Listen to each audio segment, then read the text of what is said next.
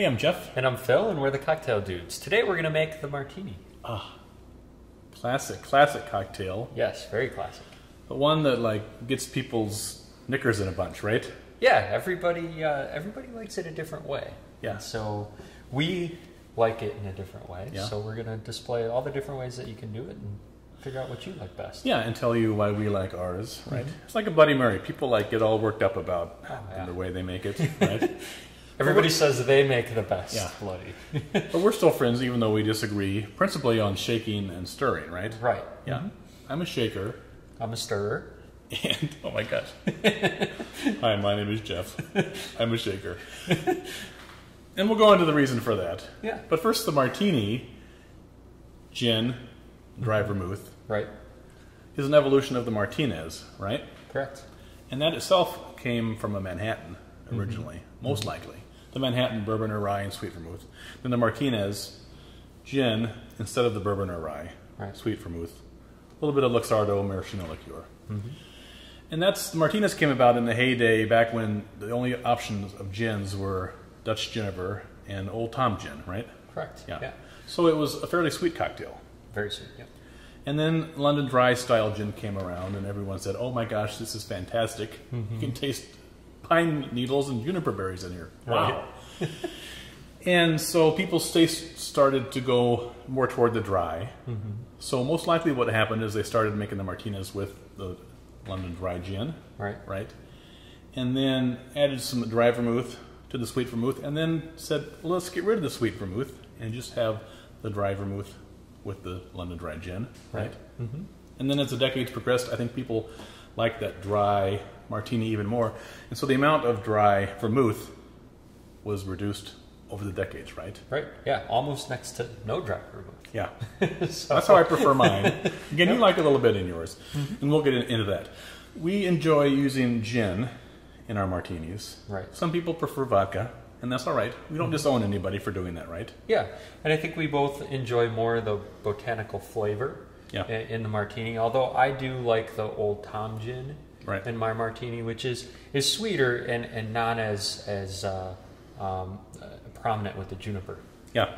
In it, so. You're kind of old school that way, right? That's more of a corrective and evolution as coming from the Martinez, right? So bravo to that.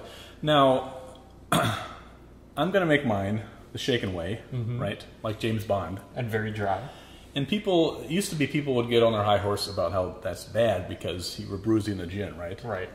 But then they kind of realized that, heck, this thing is boiled and distilled and it's like sent across country in boxcars getting all shook up. Right. So people don't say that anymore because it kind of sounds silly to say it in the daylight, right? But the reason I like mine shaken is because the dry martini was the first real cocktail I ever had. And it was made with Bombay Sapphire gin by my friend Al. He shook it and put in 2 blue cheese stuffed olives. And so for me, it's kind of a sentimental thing. It's why I like it and why I harken back to that. And it brings back memories because of that, mainly, right? Right. Now, I'll be the first to admit that shaking it makes it super cold.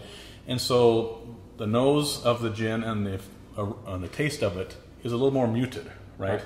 It's like a champagne. You know, if you have a champagne right out of the refrigerator, that doesn't have much taste to it, right? But as it warms up, then you get the nice flavors from it. Exactly. All right. So I'm going to have you give me some ice into my cocktail shaker. You bet. And I like mine very dry. So the ice goes in. I take some dry vermouth and put a large splash in, about 1/8 of an ounce, perhaps. And then I kind of give it a little swirl to coat the ice and the inside of the cocktail shaker. Right? Just kind of like that. And then I'm going to strain out most of the dry vermouth. So all that's left is a little bit whatever's coating the ice and the inside of my shaker, right? Right. Now, of course, the famous Winston Churchill line, right? He liked his vermouth so dry that as he's pouring the gin in, he would just glance across the room at the bottle of dry vermouth, right? Right. So just give it a look. Yeah. So I'm kind of along those lines, but I do have a little bit in there. And then we're going to measure in 3 ounces of London Dry style gin.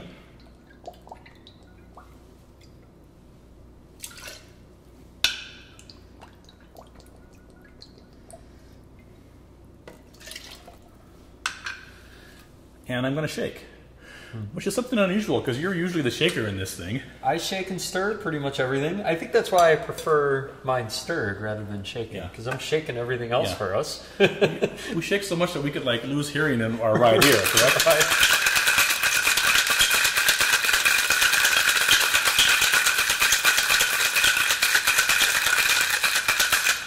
That's the first time I'm hearing it in my left ear. Yeah.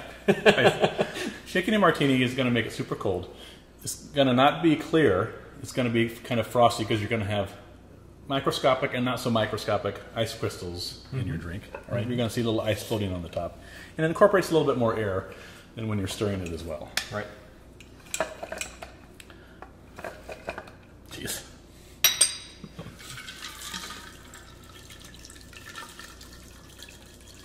I like it so there's little microscopic icebergs in there that you can sort of ice skate across in your own mind. Right. Yeah.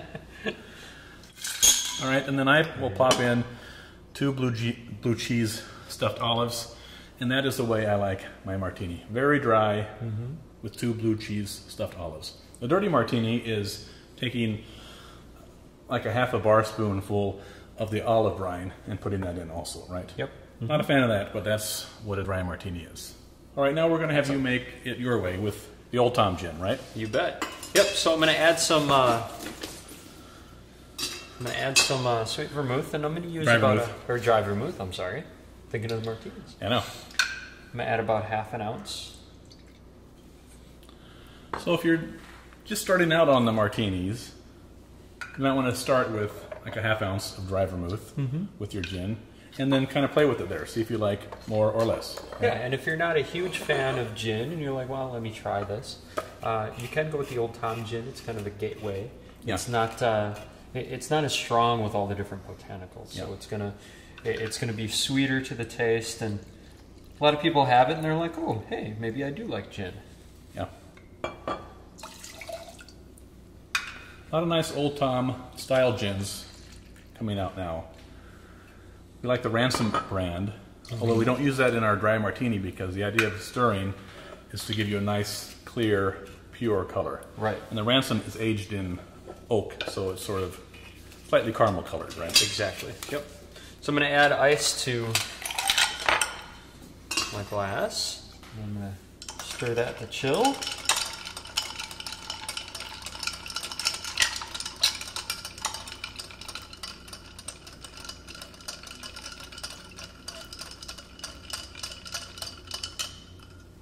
Nice. And then Phil's more of a twist person. Although I've served you olives before and you haven't complained. I do like olives, but for this particular drink for a martini, I do really like a twist in there. Thank you, sir. So I'll give that a twist and then drop that right in. Nice. So here you have your martini, dry and ultra dry version, shaken and stirred. Enjoy. Cheers.